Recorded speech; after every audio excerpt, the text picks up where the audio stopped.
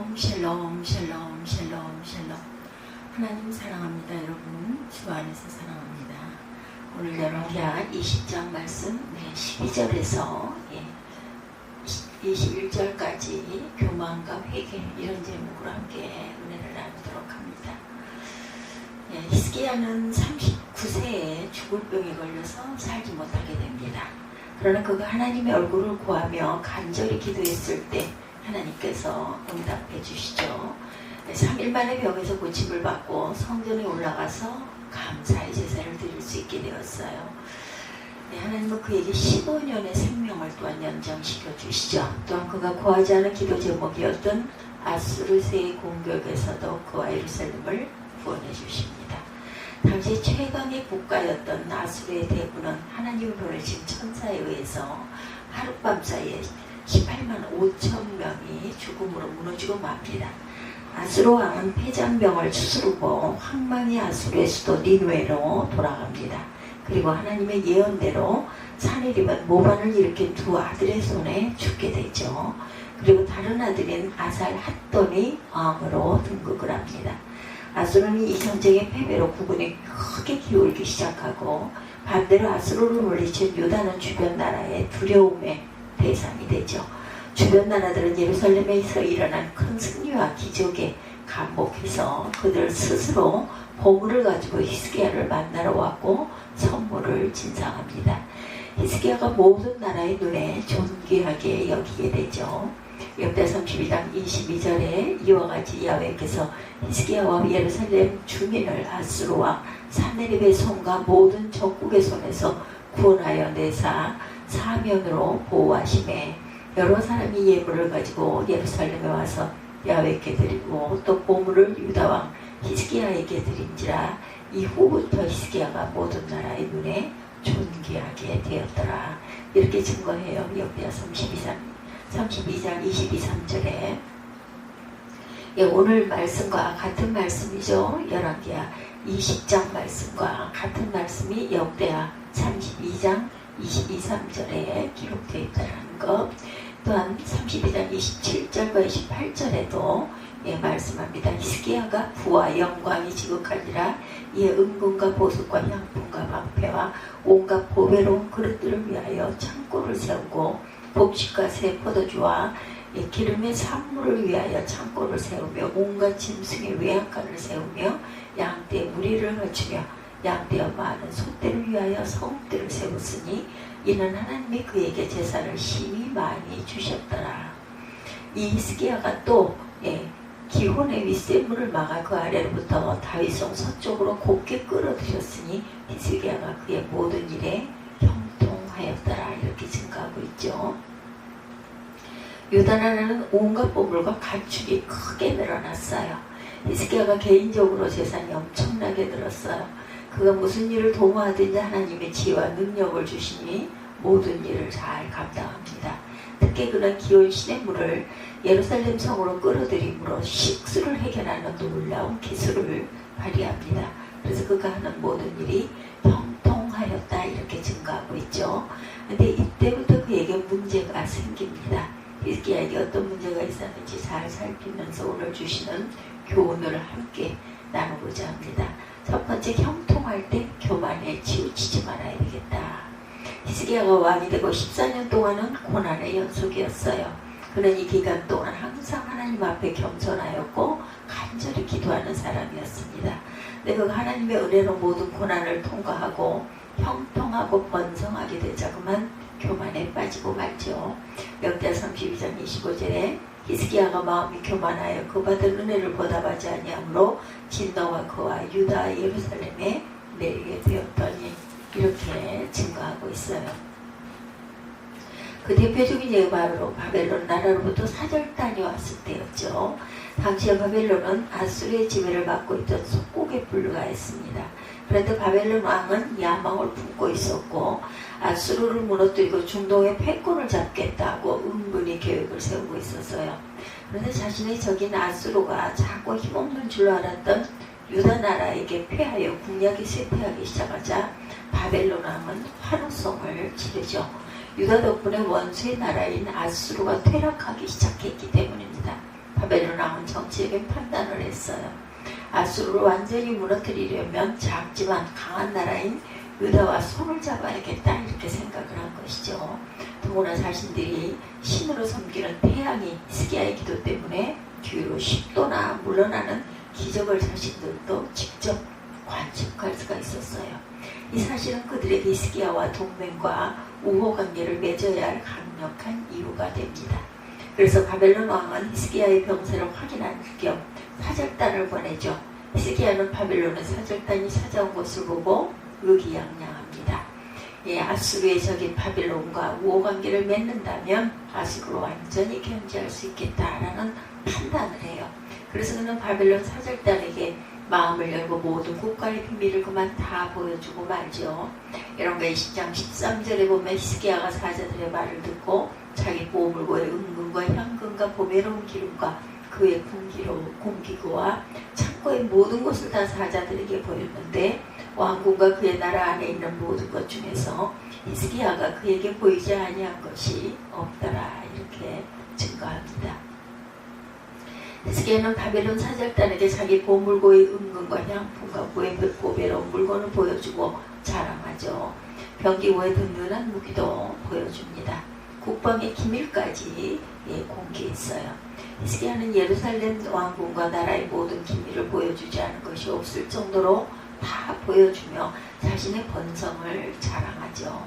이 모든 영광이 자신의 지혜와 능력으로 된 것이냐 자랑함으로 하나님의 영광을 그만 가리고 맙니다. 히스기야 이와 같은 태도를 성경은 그가 형통하게 되었을 때 교만에 치우쳐 저에게 하나님께 받은 은혜에 대하여 보답하지 아니한 것이다 이렇게 증거하죠. 고린도전서 10장 12절입니다. 그런즉 성질로 생각하는 자는 넘어질까 조심하라. 누가복음 22장 46절에도 이르시되 어찌하여 자느냐 시험에 들지 않게 일어나 기도하라 하시니라. 그러므로 성경은 선율로 생각할 때 넘어질까 조심하라. 예수님은 항상 깨어 기도하여 시험에 들지 않게 하라 이렇게 말씀하시죠. 고난 중에 기도하여 응답을 받는 것도 중요하지만 응답받은 후에 교만에 치우치지 않는 것이 더욱더 중요하다.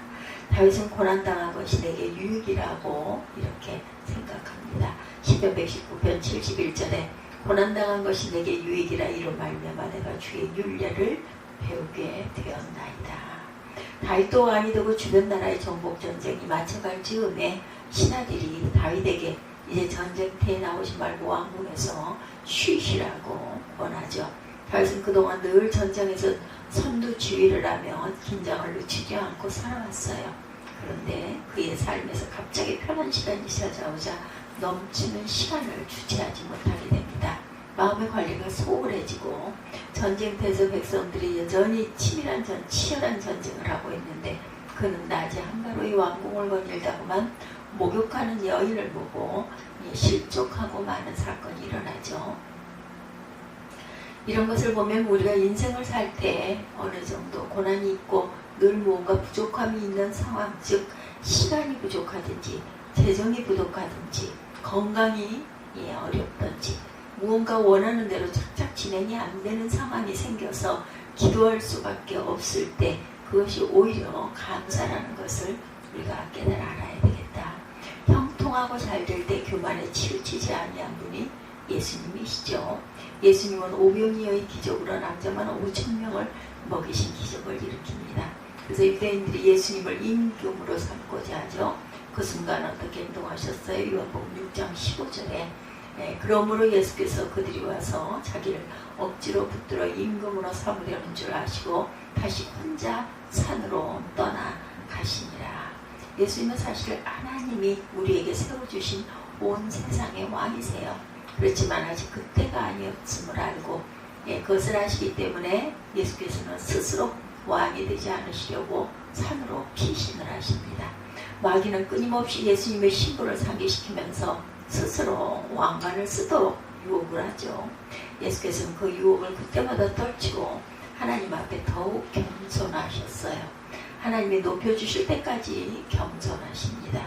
때가 되매 하나님이 예수를 직접 높여주셔서 하나님 보좌 우편에 앉히시고 하늘과 땅의 모든 권세를 예수님을 위에 위임하시죠. 우리도 이 땅에서 스스로 영광을 취하는 일이 없어야 할 것입니다. 예수께서 끝까지 하나님 앞에서 겸손히 행하고 하나님께 모든 영광을 돌리죠. 우리가 고난당할 중에 어느 때보다도 더 겸손히 기도해야 할 줄로 믿습니다. 또한 문제가 해결되고 형통하게 되었을 때도 늘 주님 앞에 겸손한 자가 되도록 해야 할 것입니다. 주신 말씀대로 선줄로 생각할 때 넘어질까 조심하고 항상 깨어 기도하는 저와 여러분들이 되시기를 주님의 이름으로 축복합니다. 두 번째, 하나님께 받은 은혜에 보답하자. 역대 32장 25절에 히스기야가 마음이 교만하여 받은 은혜를 보답하지 아니하므로 진노가 그와 유대와 예루살렘에 내리게 되었더니, 성경은 히스기야가 교만에 빠졌기 때문에 하나님께 받은 은혜에 보답하지 않았다 이렇게 증가하고 있어요. 그는 교만에 치우친 나머지 하나님이 주신 형통과 번영을 자기가 이룬 것이냐 자랑하게 되죠. 바벨론의 사절 땅에 찾아왔을 때 그는 하나님이 주신 모든 것을 그들에게 자기 능력 있는 양 자랑하고 맙니다. 그렇지만 그는 사절 땅에게 하나님의 능력과 위엄을 자랑해야 했어요. 하나님의 아수르 군대를 천사를 동원해서 물리쳐 주신 역사와 죽을 수밖에 없는 자신의 병을 3일 만에 고쳐주셨던 그 은혜, 그것들을 이처럼 유다 나라를 단시간에 번성케 하신 하나님을 자랑해야 했습니다. 히스기야는 형통하고 번성하게 되자 어느새 하나님의 은혜를 잊어버리고 말고, 그러므로 우리는 평생 하나님의 은혜를 잊지 말고 기억해야 할 것이다. 하나님을 송축해야 합니다. 시편 103편 2, 3절이죠. 내 영혼아 여호와를 송축하며 그의 모든 은택을 잊지 말지어다. 그건 내 모든 죄악을 사하시며 내 모든 병을 고치시며 내 생명을 파멸해서 속량하시고 인자와 긍휼로 관을 씌우시며 좋은 것으로 내 소원을 만족하게 하사 내 청춘을 독수리같이 새롭게 하시는도다. 히스기야가 자랑할 거리가 있는 게 아니에요. 우리도 하나님을 자랑할 만한 은혜가 있습니다. 그리고 우리 인생에도 자랑은 오직 주님만이 우리 자랑이 되도록 해야 할 것이다. 고린도후서 10장 17절에 자랑하는 자는 주 안에서 자랑할지라. 시편 20편 7절에도 우리는 야훼 우리 하나님의 이름을 자랑하리로다. 우리가 하나님의 은혜에 보답하는 길은 먼저 하나님은 은혜를 잊지 않고 하나님께 감사와 찬양을 드리는 것입니다. 그리고 다윗처럼 하나님의 이름을 만민에게 자랑하는 것이다. 그것은 구체적으로 예수님의 복음을 전파하는 것이죠. 그러므로 하나님이 주신 은혜를 잊지 않는 저와 여러분이 되시기를 주님의 이름으로 축복합니다. 그리고 나아가서 하나님의 이름을 마음껏 자랑하는 우리가 되기를 바랍니다. 세 번째, 죄를 깨달으면 즉시 회개해야 한다.